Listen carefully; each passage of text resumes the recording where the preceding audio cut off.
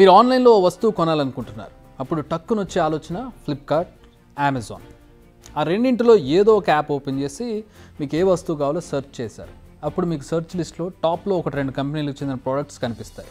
మిగతా కంపెనీల ప్రోడక్ట్స్ కింద లైన్లో ఉంటాయి. సో యాజ్ యూజువల్గా పైన ఫస్ట్ వచ్చిన వాటిపైన మనం క్లిక్ చేస్తాం. నచ్చితే కొనుగోలు చేస్తాం, లేదంటే నెక్స్ట్ దానికి వెళ్తాం. దాంతో మిగతా ట్రేడర్స్ ప్రోడక్ట్స్ సేల్ అవ్వవు. అలా కొన్ని కంపెనీల ప్రోడక్ట్స్ మాత్రమే పైన ఎందుకు కనిపిస్తాయి అంటే అమెజాన్, ఫ్లిప్కార్ట్తో ఆయా కంపెనీలు కుదుర్చుకున్న ఒప్పందం అలాంటిది. ఇది భారత్లోని చట్టాలకు వ్యతిరేకం. ఇదే విషయాన్ని కాంపిటీషన్ కమిషన్ ఆఫ్ ఇండియా గుర్తించింది. అందుకే ఈ 2 ఈ-కామర్స్ సంస్థలపై బ్యాన్ విధించాలనే మాట వినిపిస్తోంది. ఇంకా మీకు డీటెయిల్డ్గా చెప్పాలంటే భారత్లో ఈ-కామర్స్ వ్యాపార దిగ్గజాలు ఎవరంటే అమెజాన్, ఫ్లిప్కార్ట్ అని చెప్తాం. రీసెంట్గా వాల్మార్ట్ ఫ్లిప్కార్ట్లోని మెజారిటీ షేర్లు సొంతం చేసుకుంది.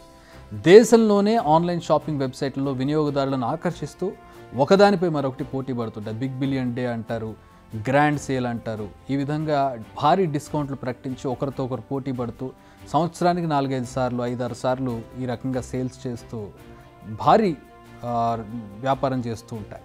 కోవిడ్ తర్వాత ఆన్లైన్ అమ్మకాలు డబుల్ అయ్యాయి. అప్పుడు ఒక రకం, కోవిడ్లో ఒక రకం. ఫోన్ ఉన్న ప్రతి ఒక్కరి దగ్గర ఫ్లిప్కార్ట్, అమెజాన్ యాప్లు ఉంటాయి. ఖాళీగా ఉంటే చాలు ఎందులో ఏం ఆఫర్ ఉందో సెర్చ్ చేస్తారు. అవసరం ఉన్నా లేకపోయినా వస్తువులు కొంటారు. అయితే ఈ ఆన్లైన్ పోటీలో ఒక కంపెనీ మరొక కంపెనీతో పోటీ పడడం సహజం. కానీ అదే టైంలో ఈ 2 సంస్థలు భారత్కు చెందిన పోటీ చట్టాలను అతిక్రమిస్తున్నాయి. ఒకదానిని మరొకటి అధిగమించాలనే ఆతృతతో అమెజాన్, ఫ్లిప్కార్ట్ వంటి ఈ-కామర్స్ దిగ్గజాలు పోటీ చట్టాలను అతిక్రమించాయని తేలింది. ఈ వ్యవహారంపై కాంపిటీషన్ కమిషన్ ఆఫ్ ఇండియా విచారణ చేపట్టింది.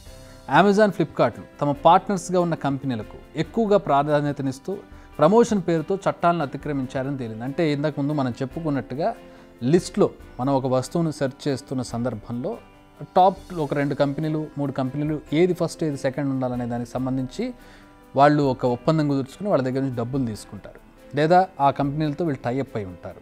సో అలా వాళ్ళని ప్రమోట్ చేస్తూ ఉంటారు. మనకు ఫస్ట్ ఏది కనపడితే ముందుగా అది నొక్కడం అనేది హ్యూమన్ టెండెన్సీ. సో ఆ టెండెన్సీని క్యాష్ చేసుకుంటూ అక్కడ వ్యాపారం జరుగుతుంది. కానీ ఇది ఇల్లీగల్. అలా ఒకరితో ఒకరికి పార్షియల్గా ఉపయోగపడే విధంగా వ్యాపారంలో చేయకూడదనేది మనకి కాంపిటీషన్ చట్టం చెబుతోంది. అమెజాన్, ఫ్లిప్కార్ట్పై 3000 పేజీలతో నివేదిక రెడీ అయినట్టు టాక్ వినిపిస్తోంది. ఈ 2 కంపెనీలు ఉద్దేశపూర్వకంగానే తమకు నచ్చిన కంపెనీలతోనే డీల్ జరిపాయని తేలింది. అయితే CCI నివేదికను ఇంకా బయటపెట్టలేదు పూర్తిగా.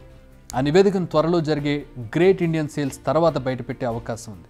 ఇదిలా ఉండగా భారత్లో ఈ 2 ఈ-కామర్స్ సంస్థలను బ్యాన్ చేయాలనే డిమాండ్ చేస్తోంది ఆల్ ఇండియా ట్రేడర్స్ అసోసియేషన్.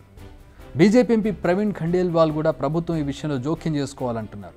త్వరలోనే కామర్స్ మినిస్టర్ పీయూష్ గోయల్ను కలుస్తామని చెప్తున్నారు. తక్షణమే ఈ 2 ఆపరేషన్స్ను ఇండియాలో సస్పెండ్ చేయాలని డిమాండ్ చేస్తున్నారు.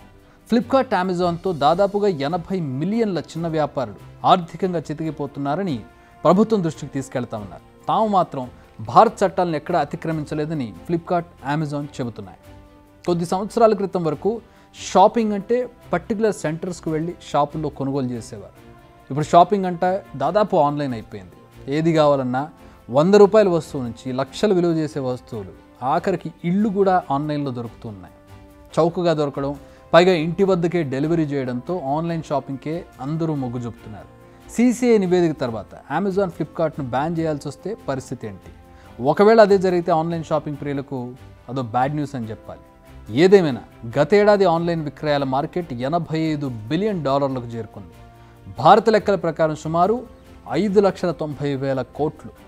రానున్న 3 ఏళ్లలో ఇది మరింత ఎక్కువగా, అంటే ఆల్మోస్ట్ 25% వృద్ధిని సాధిస్తుందనేది మార్కెట్ నిపుణుల అంచనా.